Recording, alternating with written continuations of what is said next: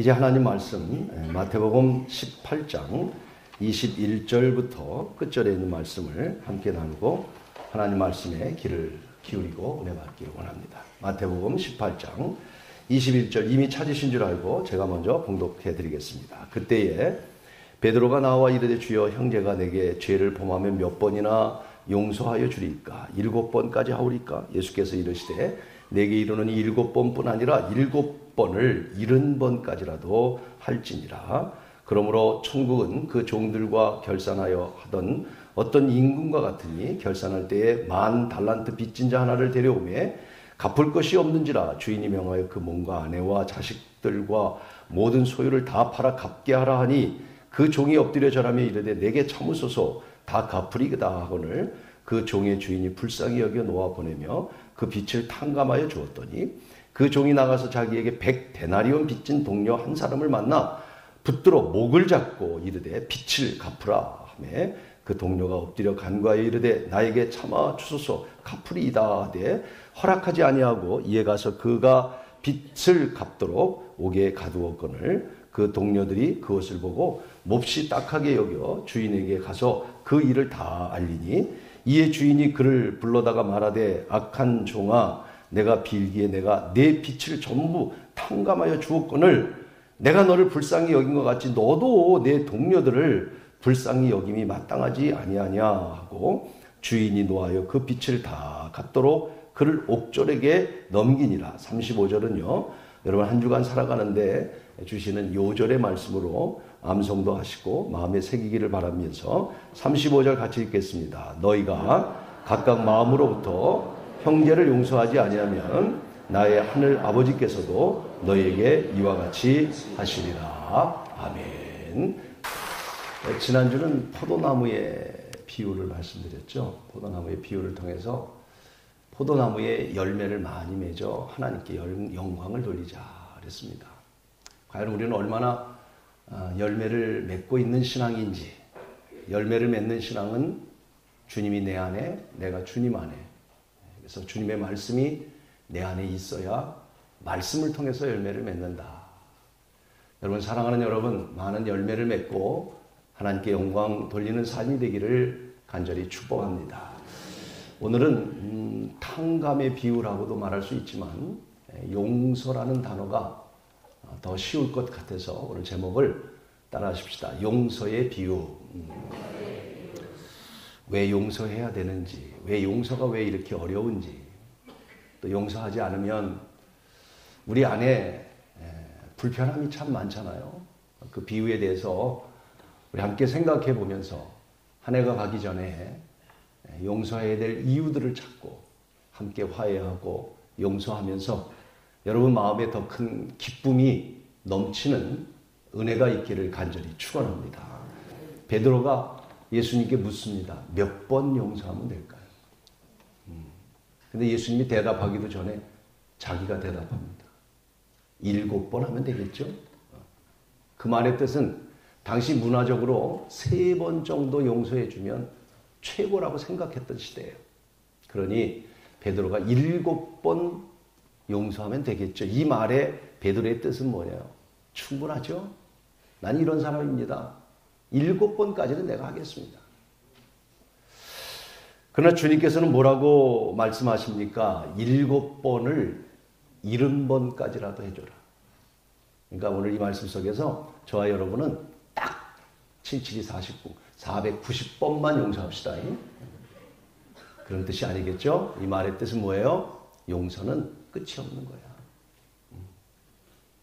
죽을 때까지 용서하면서 살아가는 것이 우리의 삶이야. 이렇게 말씀하시면서 한 비유를 얘기하세요.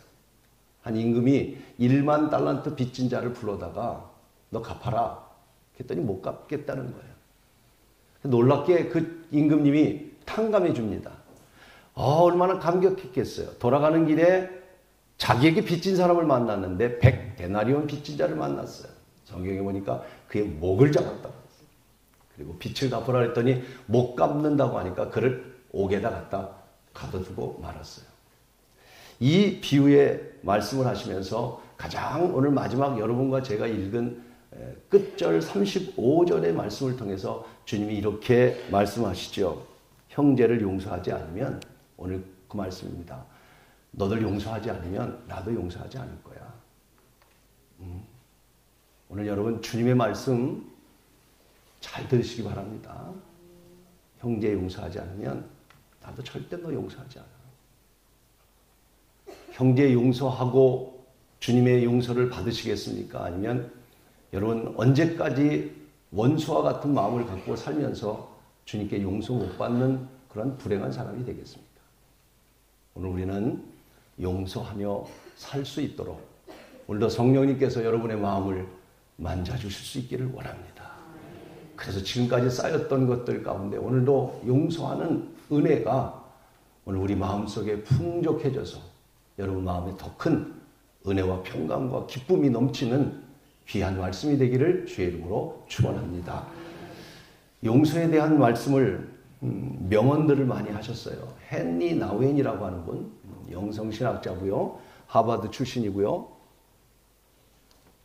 정말 훌륭한 분인데 자기 삶을 하나님께 하버드 교수였고요. 다 내려놓고 장애자들 공동체에 들어가서 활동했던 헨리 나우엔은 이렇게 말했어요. 뭐라고 했습니까? 같이 한번 읽어볼까요? 용서란 뭐예요? 용서는 공동체인 교회 생활의 접촉제다.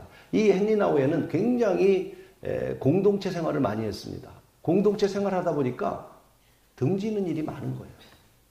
서로 맞지 않는 일들이 많은 거예요. 이런 공동체 속에서 어떻게 하면 좋은 공동체가 될 수 있느냐? 접촉제와 같은 역할을 하는 것이 용서하지 않으면 공동체 생활을 할 수 없다는 거예요. 응? 교회 생활도 마찬가지죠.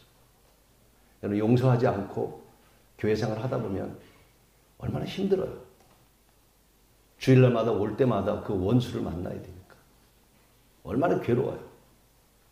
용서해야 공동체 생활을 잘 할 수 있다. 그런 말이죠. 작가인 린다 딜로우라고 하는 사람은 또 이런 말을 했습니다. 뭐라고 했을까요? 용서란 같이 할까요? 용서는 분노의 문을 열고 증오의 수갑을 풀어주는 열쇠다. 내 마음속에 분노와 그리고 증오하는 마음을 여러분 우리 안에 분노와 증오의 마음이 있으면 행복하지 않잖아요.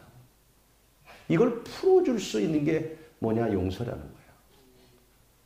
정말 오늘 이 시간을 통해서 이 말씀을 통해서 우리가 용서의 말씀을 들으면서 다시 용서를 통해서 여러분 안에 있는 증오와 분노가 풀어지는 놀라운 축복이 있기를 축원합니다. 또 폰 쉴러라고 하는 사람은 용서는 승리 중에서 가장 신선한 것이다. 이렇게 말을 했고요. 우리가 잘 아는 아브라함 링컨 미국 대통령 참 훌륭한 대통령이죠. 그 링컨은 한 신하가 달려와서 링컨이 대통령이 됐을 때 각하 이제 용서할 수 없습니다. 대통령이 되고 나니까 우리를 반대했던 사람들 그 원수들을 다 우리 처리해 버립시다. 그랬더니 링컨이 이렇게 대답합니다. 그럽시다. 신하에게 그럽시다. 그 우리를 반대했던 사람들을 우리 다 용서하고 원수를 친구로 만들어 버립시다. 이렇게. 링컨 대통령입니다. 너무나 멋있는 말. 그럽시다. 그 원수들을 다 용서하고 친구로 우리 맞이합시다. 참 이런 마음만 가졌으면 얼마나 좋겠습니까? 사실 우리 인간관계에서 가장 힘든 게 뭐예요? 살아가면서. 우리가 가까운 사람 사랑하고 가까운 사람하고 친한 거는 다 할 수 있잖아요. 가장 어려운 게 뭐예요? 원수를 조금 등진 사람 사랑하는 것도 그렇게 어렵지 않고 뭐 오해 속에 있는 사람들 시간이 지나면 오해가 풀리는 거. 근데 정말 원수와 같은 사람 그걸 사랑한다는 거, 용서한다는 거 아마 우리 삶 가운데 가장 힘들고 오늘 이 시간 여러분과 저가 가장 어려운 일인 줄을 압니다. 그래서 주님 말씀하셨어요. 너가 형제를 용서하지 않으면 나도 너 용서하지 않아. 여러분 이 말씀 한마디면 우리는 하나님 앞에 꼬꾸라져야 됩니다. 다시 오늘 우리가 용서를 배우고 용서 속에서 주님의 마음을 깨닫는 큰 은혜가 있기를 주의 이름으로 축원하는 것입니다. 첫째로는요, 오늘 24절에 그렇게 말씀하시죠. 결산할 때 10,000달란트 빚진 자가 있다. 10,000달란트. 여러분, 우리 모두가 너무나 큰 빚을 지고 있다는 거예요. 큰 빚을 지고 있다는 거예요. 오늘 비유 속에서 첫째는 빚을 진 자다. 이 빚을 짓다는 말의 히브리어의 원뜻은 뭐냐면 카야부, 빚진다는 말과 똑같은 카야부라고 하는 뜻이 뭐냐면 죄를 진다, 그런 말. 그러면 오늘 여러분, 많은 빚을 졌다고 하는 이 말의 뜻은 뭐예요? 우리는 많은 죄를 졌다, 그런 뜻을 담고 있는 거예요. 오늘 첫 번째 우리가 기억해야 될 것은 우리는 모두가 빚진 자, 우리 모두가 죄인이라고 하는 사실. 여기 영어 성경에서도 빚을 탕감해 줬다는, 탕감이라고 하는 단어에 forgive, 용서했다는 말을 썼습니다. 탕감이 뭐냐면 용서하는 거예요. 죄를 용서하는 것. 그래서 우리 주기도문에서도 우리가 우리에게 죄 지은 자를 사하여 준 것 같이, 이 말이 뭐 forgive, 용서한 것처럼, 나도 주님이 나를 용서한 것처럼 나도 용서한, 그것이 무슨 뜻이냐면 탕감이라는 말과 똑같은 뜻을 가지고 있는 거예요. 오늘 여기 10,000달란트, 200데나리온, 빚진 자의 비유입니다. 이 비유는 뭐냐? 우리 모두가 빚진 자, 죄 가운데 살아가는 사람들이다. 우리는 인정할 때 용서가 시작되기 시작하는 거예요. 내가 죄인이라는 사실을 깨닫지 못하면 우리는 용서 못합니다. 그런데 오늘 우리가 죄인이라는 생각을 가지면 어떻게 용서하지 않을 수 있겠습니까? 내가 죄인인데. 자, 가늠한 여인을 바리새인들이 끌고 와서 어떻게 하면 좋을까요? 그들 마음속에 이미 결정했어요. 그 당시 법은 가늠하다 현장에서 잡힌 사람은 돌을 들어 쳐 죽이게끔 되어 있습니다. 그래서 그들은 돌을 들고 지금 가늠한 여인을 쳐 죽이려고 주님께 데리고 온 겁니다. 주님을 시험하기 위해서. 근데 주님이 이렇게 말씀합니다. 너희 가운데 죄 없는 자가 있다면 돌을 들어 쳐라. 돌을 들어 치려고 했던 그들이 들어보니까 이 말을 듣고 한 사람씩 돌을 내려놓고 다 물러갑니다. 왜? 죄 없는 자가 먼저 돌을 들어 쳐라. 왜 다 도망갔을까요? 왜 다 물러갔을까요? 다 죄인이었기 때문에. 오늘 첫째로 우리는 무엇보다도 우리가 죄인이라는 사실, 여러분, 우리는 깨달아야 합니다. 성경은 우리에게 말씀합니다. 로마서 3장 10절에 뭐라고 말씀하나요? 의인은 없나니 하나도 없다. 하나도 없어요. 로마서 3장 23절에 모든 사람이 죄를 범하며 하나님의 모든 사람이, 어떤 누구도 하나님 앞에 우리 모두가 빚진 자요, 죄 가운데 살아가는 사람이라는 사실을 우리는 잊어서는 안 돼요. 주님이 왜 이 땅에 오셨습니까? 누가복음 5장 32절에 내가 의인을 부르러 온 것이 아니라 죄인을 불러 회개시키기 위하여 왔다라고 말씀하셨어요. 여러분, 오늘 우리가 죄인이라는 사실, 난 죄인이야, 진정으로 깨달아지면 그나마 우리는 용서하며 살 수 있는 겁니다. 니느웨 성의 백성들이 요나가 설교를 하고 그들의 죄를 지적할 때 왕과 심지어는 짐승들까지 먹을 것을 먹지 않고 다 회개했다고 했어요. 여러분, 그때 하나님께서 니느웨 백성을 용서하시잖아요. 오늘 여러분, 누구의 죄입니까? 대통령의 죄입니까? 누구의 죄입니까? 사실은요, 오늘 우리 스스로가 내가 죄인이라는 사실을 깨달으면, 하나님 앞에 죄인이라는 사실을 깨달으면 우리는 용서할 수 있는 용기가 생길 수 있고 용서할 수 있는 은혜가 우리에게 차고 넘칠 줄로 믿습니다. 시편 51편을 저는 무척 좋아합니다. 다윗이 우리아의 아내 밧세바를 범하고 나단 선지자에게 책망받을 때 회개했던 내용이 51편의 내용입니다. 그때 다윗이 나단 선지자의 책망을 듣고 그런 시편 51편 3절에 이렇게 고백합니다. 무릇 나는 내 죄가를 아오니 내 죄가 항상 내 앞에 있습니다. 다윗의 고백이에요. 내 죄가 하나님 앞에 있습니다. 4절에 51편 4절에 이렇게 또 말합니다. 내가 주께만 범죄하여 주의 목전에 악을 행하여.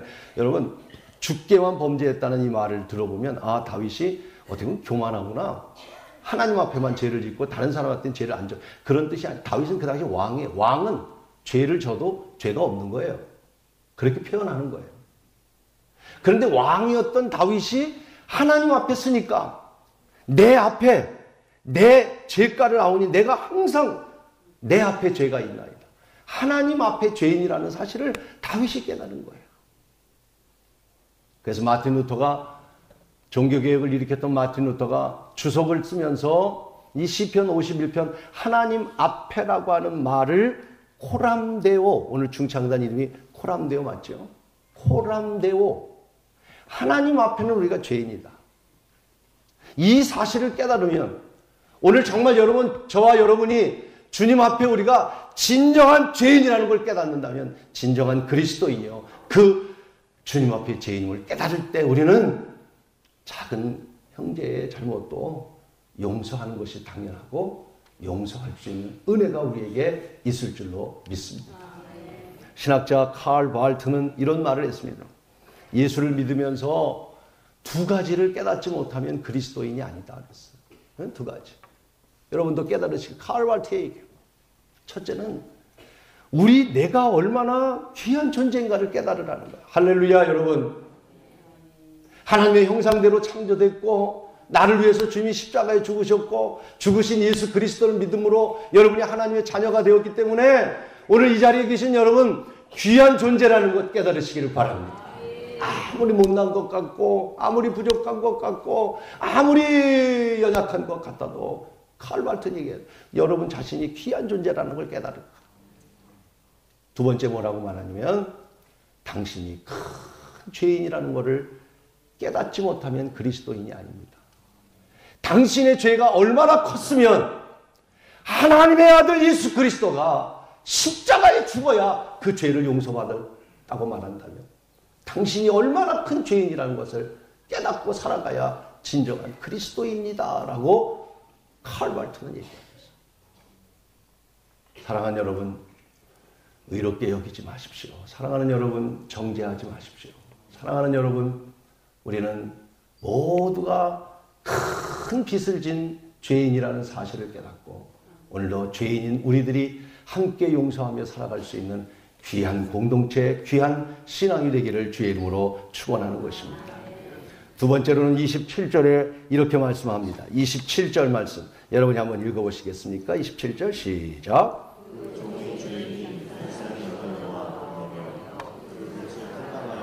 두 번째로는요, 그 종의 주인이 불쌍히 여겨서 그를 보내면서 그 빚을 주인의 은혜로 큰 빚을 탕감해 주었다 이렇게 말씀합니다.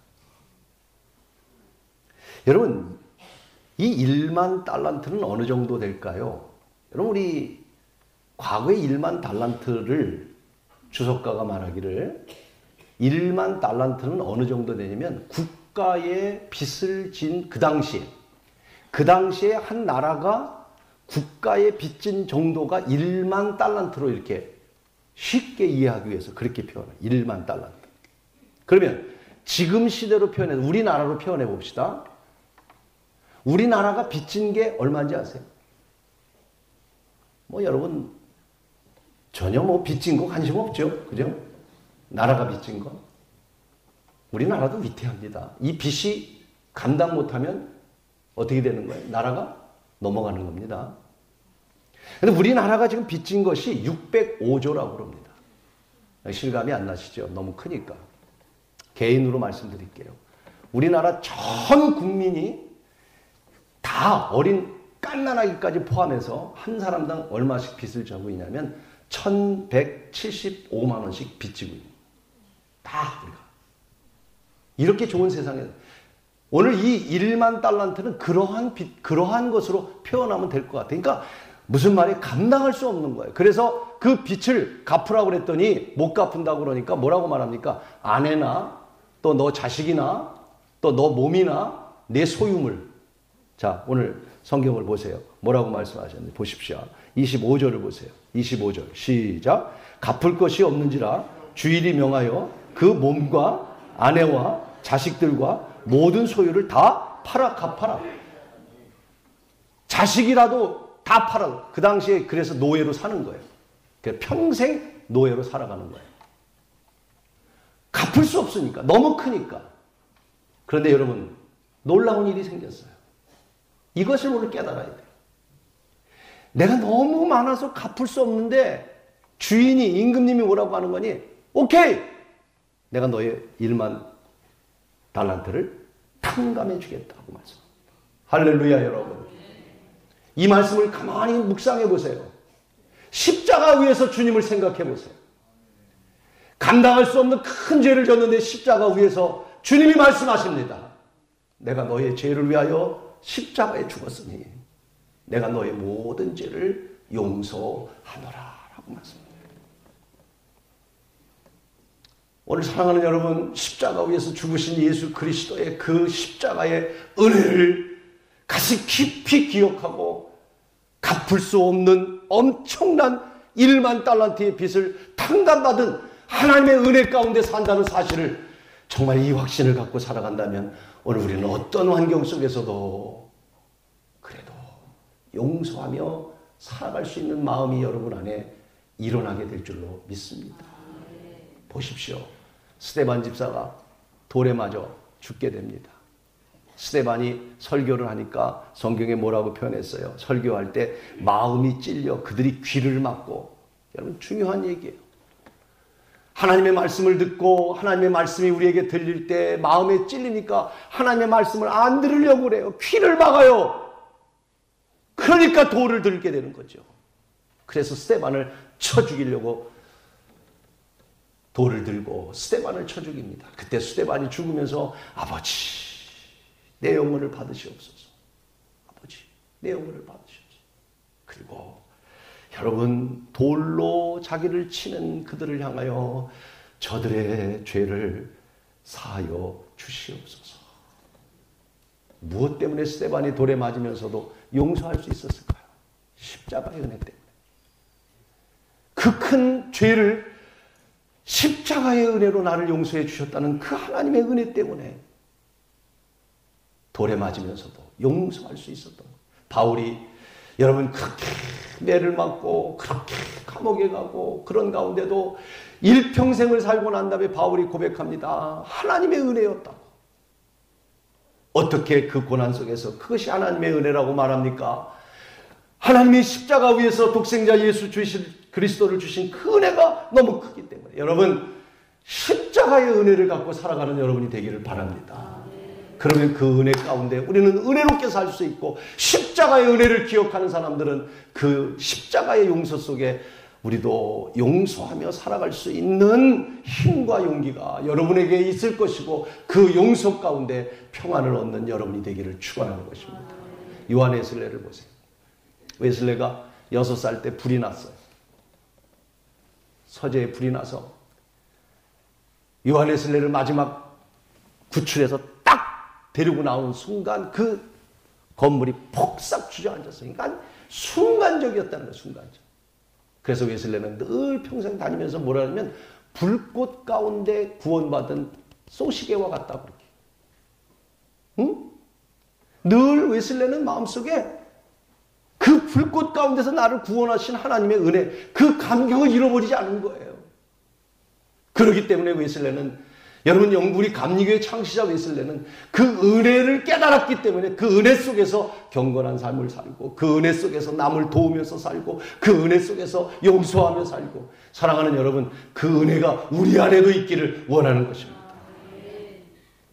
51년도에 호주의 해리스라고 하는 14살 된 어린아이가 큰 수술을 받았는데 고침을 받아서 수술이 성공이 됐어요. 근데 그 수술을 받을 때 수많은 사람들로부터 헌혈을 받았어요. 14살을 난 이 아이가 회복이 되고 난 후부터 평생토록 헌혈을 하는데 기네스북에 올라가는 그런 숫자가 됐습니다. 여러분, 왜 그랬을까요? 간단하죠. 자기가 죽을 수밖에 없는데 수많은 사람들의 피를 통해서 살아났기 때문에 나도 이제는 그 은혜 때문에 남을 위해서 살아야 되겠다. 오늘 여러분, 주님이 여러분을 1만 달란트라고 하는 빚을 다 탕감해 준 것처럼 감당할 수 없는 죄를 십자가 위에서 용서해 주셨다면 그 은혜를 가지고 여러분도 함께 용서하며 살 수 있는 그런 은혜가 여러분 삶 가운데 있기를 간절히 축원하는 것입니다. 독일의 신학자 보네퍼는 독일이 말이죠, 기독교의 종조국 아닙니까? 그런데 교회가 너무 무능해졌어요. 교회가 사회에 영향력이 없어요. 오늘과 같은 그런 시대가 됐을 때 보네퍼는 감옥에서 그런 얘기를 합니다. 왜 교회가 이렇게 됐느냐?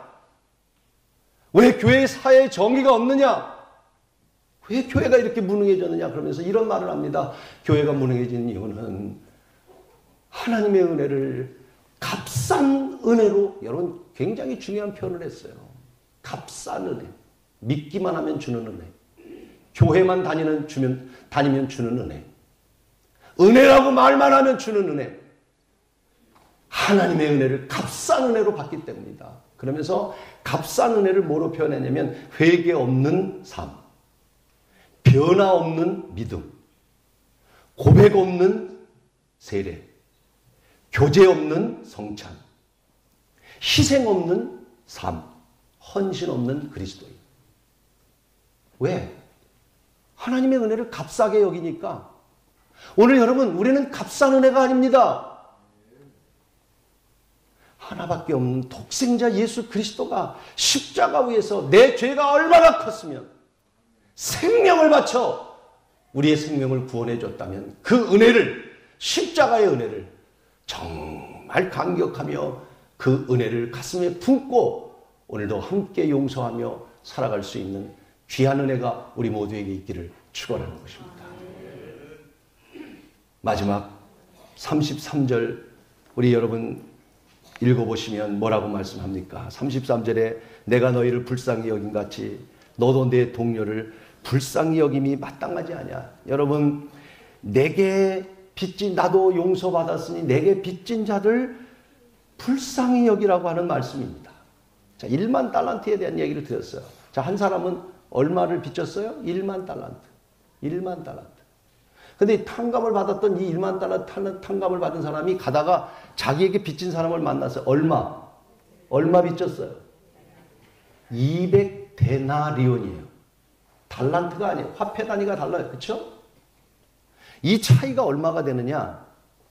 달란트와 데나리온은 6,000대 1이에요. 6,000대 1. 그러면 200데나리온과 1만 환산해 보면요. 어느 정도 되느냐? 감당할 수 없는 거예요. 아주 쉽게 얘기하면 데나리온은요. 한 10만 원 빚졌다 그러면 1만 달란트는요. 수억이 되는 거예요. 수억. 그런데 주인이 나에게 수억을 탕감해 줬는데 길 지나가다가 나에게 10만 원 빚진 사람을 오늘 성경에 뭐라 그랬어요? 목을 잡고 내가 생각해 봤어요. 이 사람이 어떤 사람일까?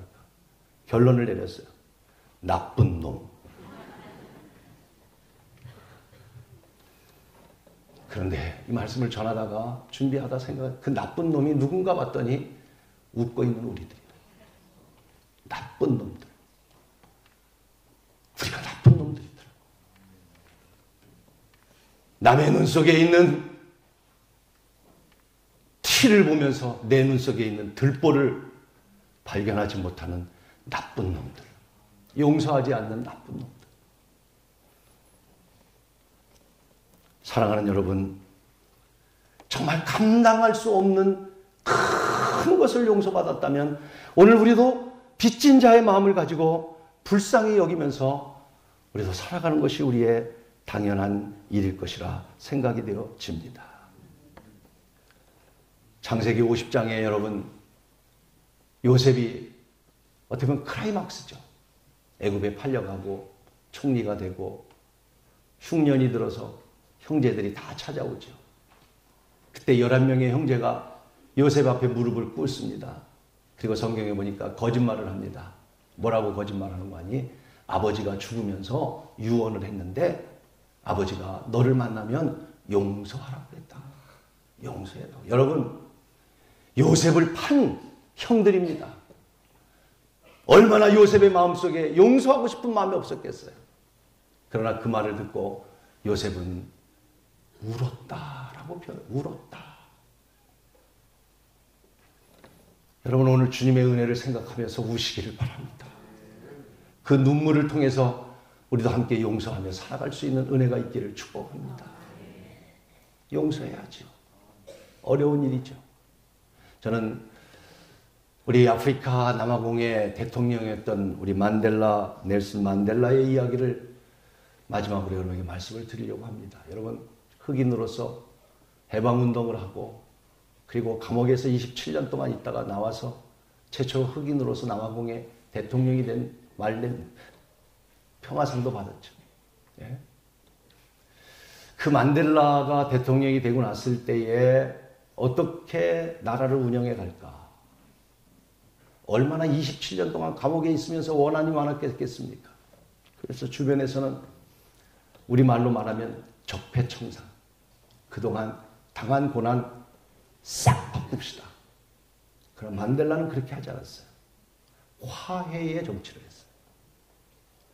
그래서 2년 반 동안 청문회, 비슷한 청문회를 하면서 그동안의 잘못된 사람들을 이 청문회를 통해서 청산하면서 화해의 정치를 하면서 원칙이 하나 있었어요. 누구든지 자기의 죄를 고백하면 용서해 준다는 원칙을 가지고 화해의 정치를 합니다.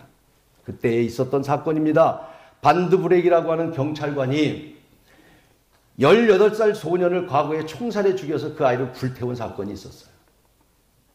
전 정권 때. 그게 발견될 것 같으니까 그 아버지를 또한 힘을 가지고 불태워 죽였어요. 이제 재판을 받게 되고 이제 그 문제를 재판을 하면서 어떻게 할 것인가. 그때 그 경찰관이 간절히 말합니다. 자기의 잘못을 인정하고 용서해달라고 말합니다. 그때 정해진 룰이 용서를 구하는 자에겐 누구나 용서한다는 것이 그 당시의 법이었어요. 바로 그 재판 장소에 아들을 잃어버린 그 어머니, 남편을 잃어버린 그 여인, 나이가 많아서 이제는 힘없는 노인이 되었는데 그 재판의 과정을 보고 있던 이 아들을 잃고 남편을 잃은 이 노인네가 이제 어떻게 할 것입니까? 라고 묻는 재판관의 질문 앞에 이렇게 대답합니다. 그는 내 가족을 모두 가져갔습니다. 끔찍한 일입니다. 그러나 내가 지금 할 수 있는 일은 아무것도 없습니다. 나는 내 안에 있는 주님의 사랑을 그에게 전하고 싶습니다. 상상할 수 없는 답변입니다. 우리는 할 수 없는 답변입니다. 그러면서 그 노인네는 뭐라고 말씀하냐면, 재판관님, 한 달에 한 번 이 사람을 우리 집에 오게 해주시고 한 달에 한 번 1시간씩 내 가족이 되어서 함께 식사를 나누고 싶습니다. 그 말을 듣고 나니까 재판관 안에 모두 눈물바다가 되었습니다. 여기저기서 흐느끼 울기 시작합니다. 누군가가 찬송을 부릅니다. 나 같은 재판관 안에 온통 찬송 소리가 울려 퍼졌습니다. 화해가 되기 시작했습니다. 용서가 되기 시작했습니다. 사랑하는 여러분, 용서는 어려운 것입니다. 용서가 그렇게 저도 쉽다고 생각하지 않습니다. 마지막 한 가지 말씀으로 말씀을 마치려고 합니다. 도널드 피튼이라고 하는 분이 쓴 당신의 영적으로 얼마나 건강한가 라는 그 책에서 마지막 9장에서 이런 얘기를 합니다. 그가 도널드 피튼이라고 하는 사람이 27살 때 아주 문제 많은 교회의 17대 목사로 부임하게 됩니다. 얼마나 교회가 문제가 많은지 젊은 나이에 갔지만 교회가 온통 문제 속에 있었습니다. 그런데 가장 힘들었던 것은 누구냐면 사모님이었습니다. 패치라고 하는 여인 때문에 그랬습니다. 그 교회 패치라고 하는 여인이 늘 목사님과 사모님을 괴롭혔습니다. 설교를 하고 내려오면 그게 설교냐고. 설교를 하고 내려오면 당신이 그렇게 살 수 있겠냐고. 너무 고통을 줬습니다. 17년 동안, 16년 동안 목회를 하면서 그것이 스트레스가 돼서 자식이 없었습니다. 사모님은 암에 걸렸습니다. 16년 만에 그 교회를 떠나면서 그 마음속에 패치에 대한 그 여인에 대한 분노가 가득 찼습니다. 하나님 앞에 기도했습니다. 하나님 어떻게 용서하나요? 용서가 안 되는데. 내가 잘못한 것 있다면 패치라는 여인을 미워한 것 5%밖에 안 됩니다. 저 여인은 95% 정말 나를 괴롭힌 사람입니다. 그때 주님의 음성을 듣게 됩니다. 주님은 다른 사람의 95%를 보지 않느니라. 너의 5%를 회개하기를 주님은 원하느니라.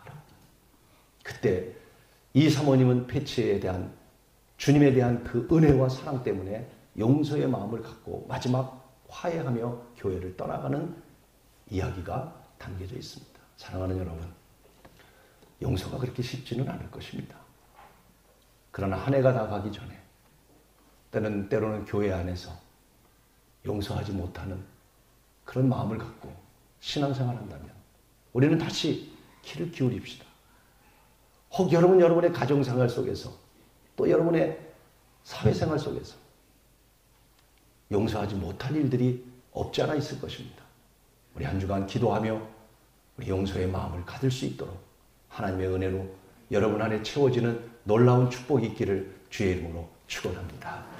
5세기에 핍박을 받으며 설교했던 크리소스톰이라고 하는 분은 이런 말을 했습니다. 용서하는 것만큼 우리는 하나님을 닮아가는 것이다 라고 말씀하셨습니다. 용서가 쉬운 일은 아니지만 한 해가 가기 전에 용서할 일들을 서로 용서하고 여러분 마음속에 더 큰 평강과 은혜가 우리 온 성도들 마음속에 충만하기를 주의 이름으로 축원합니다.